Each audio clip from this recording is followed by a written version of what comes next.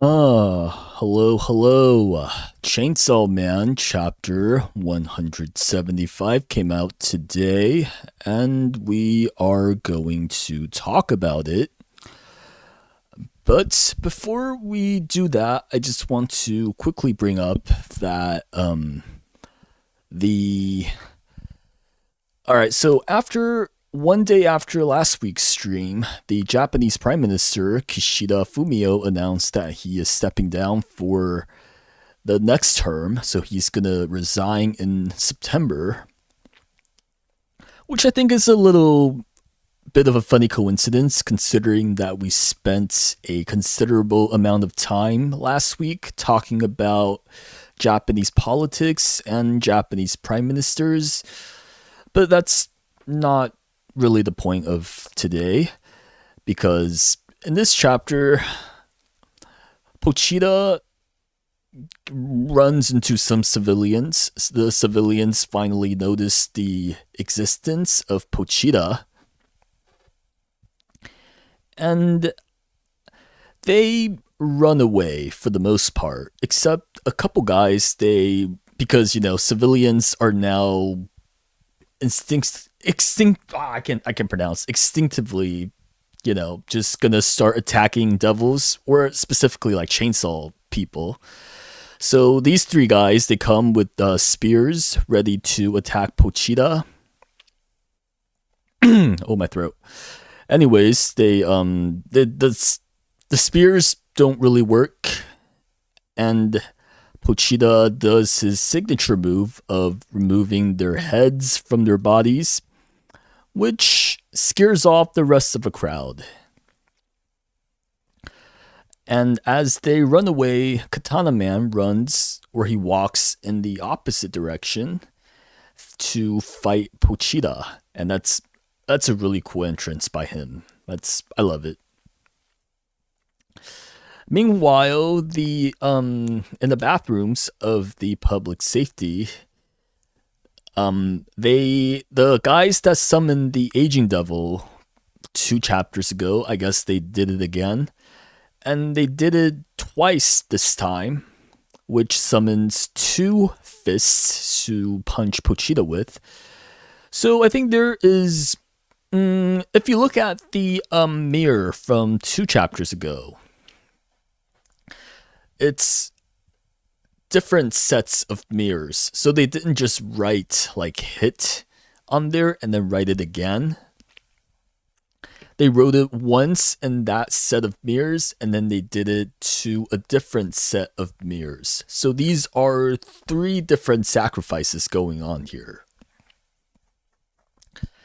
And we know that because of the placement of the letters in the mirror as well as the actual letters themselves, because the first set of letters were written in katakana, and here it's written in hiragana, which is an interesting change.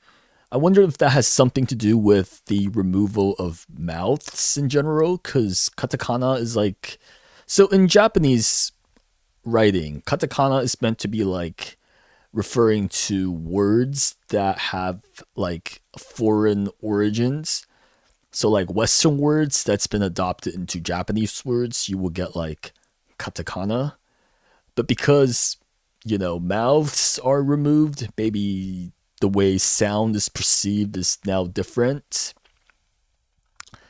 And also the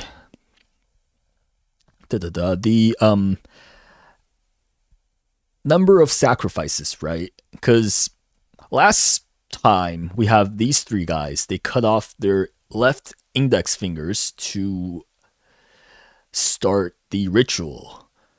And when you think about it, right? If you're going to have to sacrifice a finger, you will usually start with your pinky rather than your index finger. So from this, you can maybe assume that the aging devil requires an index finger. So that would mean that either the three guys from last time just cut off their right index finger as well and then found another three guys to offer their index finger, Or we have 6 different guys, 6 new guys to sacrifice their fingers to conduct this sacrifice. And all that for 1 hit on Pochita. So yeah, so all in all, we should have 9 different public safety devil hunters sacrificing their fingers. So right now we have, I think we have 9 guys missing their index finger just for like 3 punches on Pochita. But that's a side tangent.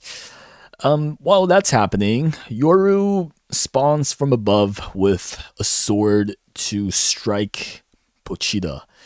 And if you look at the sword, that's formed by the uneaten tuna sushi that was present a couple chapters ago when Baron was offering the sushi to Denji. He didn't get to eat it because, Nagita's head popped up. Kills the appetite. But Yoru turns that into a sword and does the link down A on Pochita. However, Pochita within an instant just cuts them all apart. He slices off the aging devil's hands. He cuts Katana Man's arms and his head. And Katana Man falls onto Yoru, who also has her remaining arm chopped off. So that's the name of the chapter as well. 2 or both hands, or in Japanese it's like 2 hands, because many characters loses both of their hands. But anyways, Yoru kicks Katana Man off her because she has no arms. Her tuna sword lies broken into pieces on the ground, and she gets up. And she staggers towards Pochita, who is also walking towards her. And this is a little weird, right? Because Pochita, he usually doesn't, from what we saw, he doesn't really care about any of these humanly characters, right? Or these people that might be considered beneath him. Like, even when Makima put up on him with the bunch of the weapons hybrids, he did not care about any of them.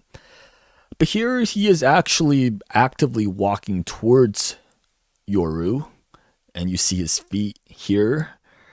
And Yoru is kneeling to him, almost as if she's submitting towards him, submitting to him, which is we cut to her face without the mouth, of course, and her scar is bleeding. There's blood dripping out of her scar, and her eyes are whatever's happening there, maybe bulging out of her skull. So some people took a look at the scar bleeding, and they think that either she is going to transform into a bird or like revert into what she was before she and Asa fused together. She might turn into a bird is what some people think, or just turn into like the War Devil original form or whatever. I don't think that's the case at all. I think so if you look at Pochita and Yoru's interaction here, it's a little weird, right? It almost seemed like they have some sort of history together for Pochita to treat her differently than he did the other characters.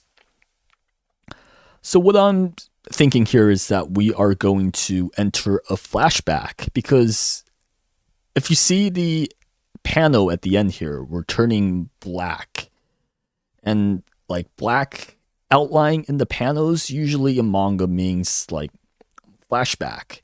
So the way I see it, this is going to be the start of a flashback between Yoru and Pochita, because there's clearly a lot of history between them, even though they haven't really elaborated on that. Or maybe Yoru even forgotten a lot of that because memory are being erased left and right. Also, I felt that the seeing this chapter is kind of similar to when we first met the Darkness Devil, where he just chopped off everyone's arms and then stood over a kneeling Aki for seemingly no reason. I thought that was a bit of a similarity there. Um, ba ba ba.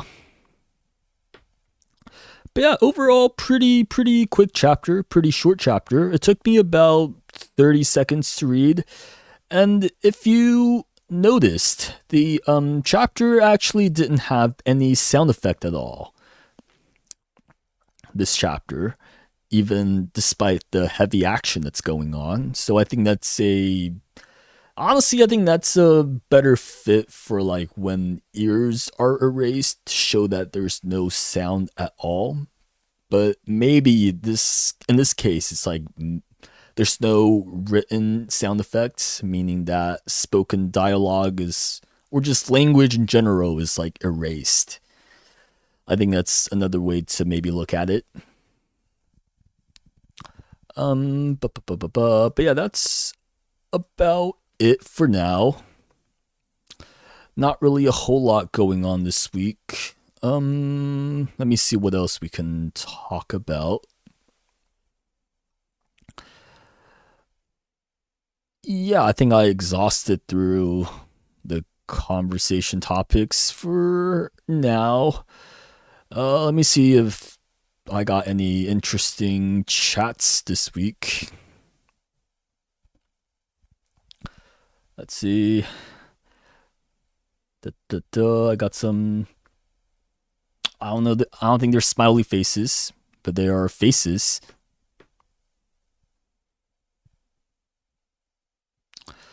But yeah, that's about it for now. Next week, no chapter, so we will return in 2 weeks. Uh, yeah.